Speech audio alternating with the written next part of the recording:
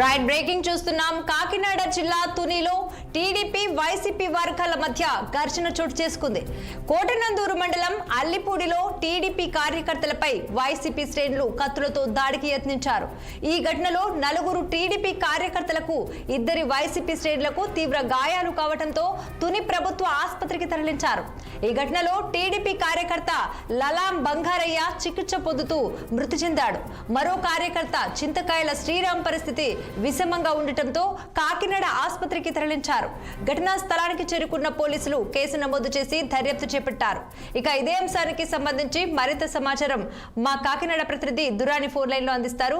దురాని, చెప్పండి. కాకినాడ జిల్లాలో తునిలో TDP YCP వర్గాల మధ్య ఘర్షణ చోటు చేసుకుంటుంది.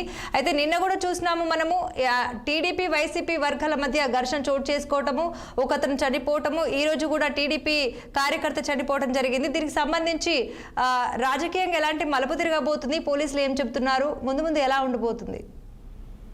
Good morning Radhika.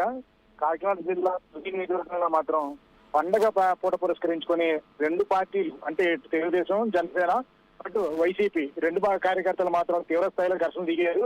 ముఖ్యంగా తునిలో చూసుకుంటే మాత్రం రక్తం ఏర్లై పారిందని చెప్పుకోవాలి. ఒకసారిగా వైసీపీ కార్యకర్తలు, టీడీపీ కార్యకర్తలు కలిసి ఒకరిపై ఒకరికి దాడులు తెగబడడంతో ఒక్కసారిగా అక్కడ చాలా తీవ్రంగా అంటే రక్తపాతం జరిగిందని చెప్పుకోవాలి. కోటనందూరు మండలం అల్లిపూడి గ్రామంలో టీడీపీ వైసీపీ కార్యకర్తలు ఘర్షణ దిగారు. ముందుగా మధ్యాహ్నం తేలిపాటి అంటే వాదోపాదాలు జరిగినాయి. ఆ తర్వాత పాత కక్షలు చెలరేగడంతో పాటు ఒక్కసారిగా రాత్రి వీరు పుట్టినరోజు వేడుకలు ముగించుకొని ఇంటికి వెళ్తున్న సమయంలో రాత్రి ఒకరిపై ఒకరు తెగబడడంతో ఒక్కసారిగా కత్తులతో దాడి చేసుకున్నారు. అందులో ఒకరు మృతి చెంది కొంతమంది గాయాల పాలయ్యారు. వీరిద్దరి మధ్య అంటే వాస్తవంగా పార్టీల గురించి చెప్తున్నప్పటికీ వీరి మధ్యన అంటే 2 వర్గాల మధ్యన పాత ఘర్షణ ఉన్నట్టుగా దాని మీద ఒకరిపై ఒకరు దాడి చేసినట్టు తెలుస్తుంది.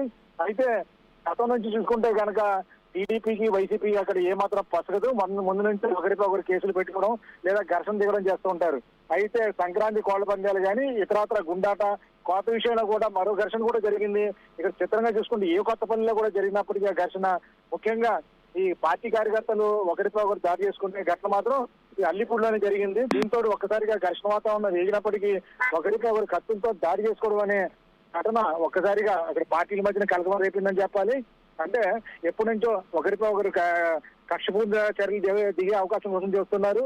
ఇందులో చూసుకుంటే ముఖ్యంగా తెలుగుదేశం పార్టీ అధికారం వచ్చిన దగ్గర నుంచి తమపై అక్రమంగా కేసులు పెడుతుందని వైసీపీ కార్యకర్తలు కానీ నాయకులు కానీ ఆరోపిస్తున్నారు.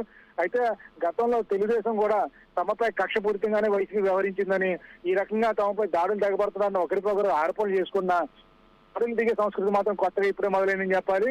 ఎందుకంటే గతంలో తునిలో ఇంతకు ముందు జరిగిన ఘర్షణలో కానీ ఒకరిపై ఒకరు దాడిలో కానీ మృతి చెందిన కానీ ఘటనలు ఉన్నప్పటికీ ప్రస్తుతం 2 ఏళ్లుగా ఏమీ లేవు. ఇప్పుడు మాత్రం చాలా తీవ్రంగానే ఉందని చెప్పుకోవాలి. ఈ పుట్టినరోజులు వేడుకలు వెళ్ళొస్తున్నామని టీడీపీ కార్యకర్తలు చెప్తున్నప్పటికీ తమపై ముందుగా దాడి చేసింది టీడీపీ కార్యకర్తలేనని, తాము తిరగబడ్డామని వాళ్ళు చెప్తున్నారు. పోలీసులు అయితే కనుక ఎటువంటి వివాదం లేకుండా పికెటింగ్ ఏర్పాటు చేసినప్పటికీ పూర్తిగా వాతావరణం మాత్రం చాలా దారుణంగా ఉందని చెప్పుకోవాలి. ఎందుకంటే తునిలో వాస్తవంగా అయితే గతంలో 2 వర్గాలు చాలా గట్టిగా ఉండేవి. దాడిచేటి రాజా వర్గం కానీ యనమల కృష్ణ వర్గం కానీ. ఇప్పుడు ప్రస్తుతం యనమల కృష్ణుడు వైసీపీలో ఉండబట్టి ఈ వివాదాలు మరి కాస్త ముదిరిని అని చెప్పాలి. యనమల రామకృష్ణుడు అంటే మాజీ ఆర్థిక మంత్రి యనమల రామకృష్ణుడు మాత్రం దురాని చూసుకున్నట్లయితే ప్రధానంగా పాత కక్షలు ఏమైనా, పర్సనల్ కక్షలు ఏమైనా ఉన్నాయా, లేకపోతే రాజకీయ కక్ష మాత్రమే ఇది అంటారా? అంటే ఈ వ్యక్తిగత కక్షలు అనుకోలేము కానీ గ్రూప్ తగాదాలని చెప్పుకోవచ్చు. ఎందుకంటే 2 సామాజిక వర్గాలు కూడా ఇందులో తలపడే విధంగానే ఉన్నాయి ఒకరిపై ఒకరు. ఈ వివాదాలు చూసుకుంటే కనుక వ్యక్తిగతంగా అక్కడ నుంచి గ్రూప్ గా వెళ్ళింది, గ్రూప్ దగ్గర నుంచి రాజకీయ పార్టీలకు సాగిందని చెప్పుకోవాలి. రాజకీయ పార్టీలకు చేరడం అనేది దీనికి కాస్తంత దన్ను వచ్చిందని చెప్పుకోవాలి. లేదంటే మామూలుగా అయితే చూసుకుంటే 2 వర్గాల ఘర్షణగానే మిగిలిపోయే అవకాశం ఉండేది. అలా కాకుండా 2 పార్టీలు తెగబడడంతో 2 పార్టీలు రంగు పుడుకోవడంతో వివాదం మరింత రాష్ట్ర వ్యాప్తంగా జట్లైందని చెప్పాలి. మాజీ ఆర్థిక మంత్రి యనమల రామకృష్ణుడు అయితే వివాదాలు దూరంగా ఉన్నప్పటికీ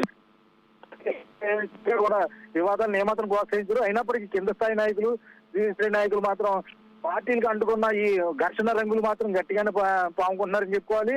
ఏ ఒక్కరిని కూడా వదిలేదు లేదంటూ 2 పార్టీల నాయకులు చేస్తున్న విమర్శలు కానీ దాడులు కానీ చూస్తుంటే రాష్ట్రంలో భయానక పరిస్థితి చోటు చేసుకుంటుందని అనుమానాలు మాత్రం అందరికీ కలుగుతూనే ఉన్నాయి. Radhika, thanks for the updates Durani.